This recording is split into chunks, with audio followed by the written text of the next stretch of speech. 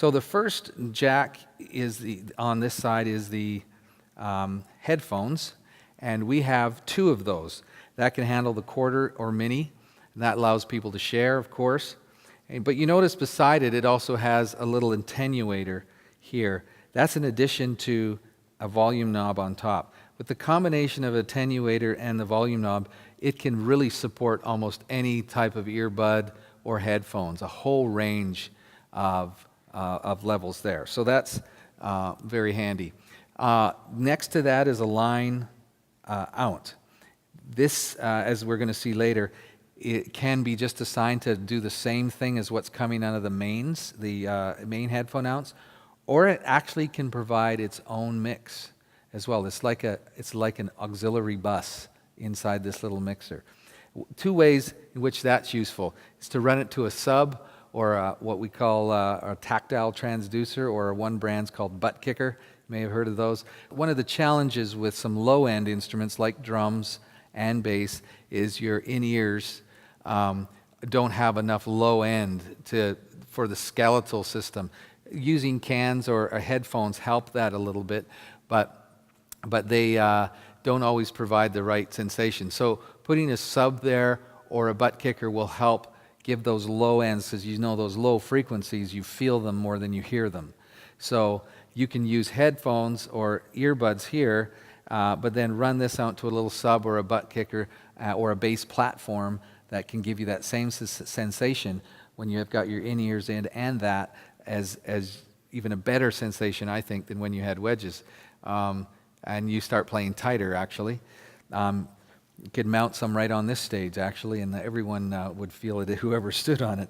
Next to that is a little mini jack out, which is helpful, again, for the line out as well. If you want to change, instead of just sending low frequency out, what you could do is send everything minus me. So a mix minus me, essentially, which is great for people learning how to play with in-ear monitors. They can take a little recorder, like you see here, and basically record the rehearsal to that little device, take it home and rehearse. What they're recording is everything except them, because you can set up this unit to say, send everything out that port except me, and it's a handy little feature there. Next to that is an ambient mic. You can see that right there.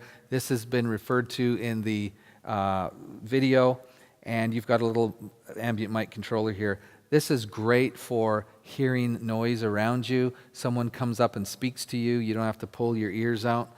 You can hear them talk to you. You can hear each other talk to each other. It's great in this system when you're close to each other and you're all looking at each other. I'm sure Sonny will tell us later about how they use the ambient mic system and love that part of it. The auxiliary in is great for things like metronome or tuners, or an a cappella group who needs to start on a certain key. They can pull the lead can pull another feed in. Nice little anecdotal piece on the auxiliary in is in theater or Broadway shows. There's sometimes, depending on the show, a long lag time between scenes where music is played, maybe a dramatic section.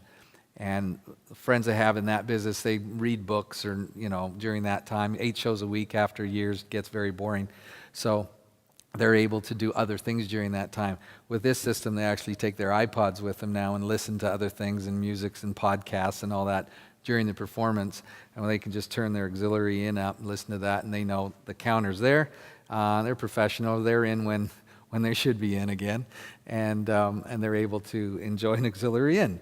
The dimmer is great too, again, for that production environment in theater, to just dim the orange lights down a little bit when there's dark scenes, so people don't have red or orange glow on their face. And last but not least is our REAC cable here, Cat5, so that which provides the power. So that's the back end. We can take a look now at the front side. This unit has 8 encoders across the bottom, and this section over here, the control section, these 7 buttons actually tell the encoders what to control. So normally the volume is going to be set on, the volume button is going to be set, and you're going to be able to control this, the volume for each of these groups. The groups are right here, 1 through 8, 9 through 16. So you can see in this particular case, none of the 9 through 16 are lit up, which means only the first 8 are actually assigned to a particular group. The 9 through 16 aren't being used at all. So based on that, then, I can come and I can control the volume of that particular knob. I can control the pan, left and right and center. I can control another big feature, the amount of reverb. Now this is incredibly powerful for vocalists primarily, and also making almost all the other instruments sound sweeter. A snare drum, for example, sounds better, not dry. Certainly vocals is strong. This is a master reverb button right here. And the reason why we put that there is certainly as a vocalist or as a worship leader, when I'm talking to the congregation, I want to turn that off so I don't sound all echoey and full cathedral-like, or hiding my bad pitch or whatever I'm using reverb for.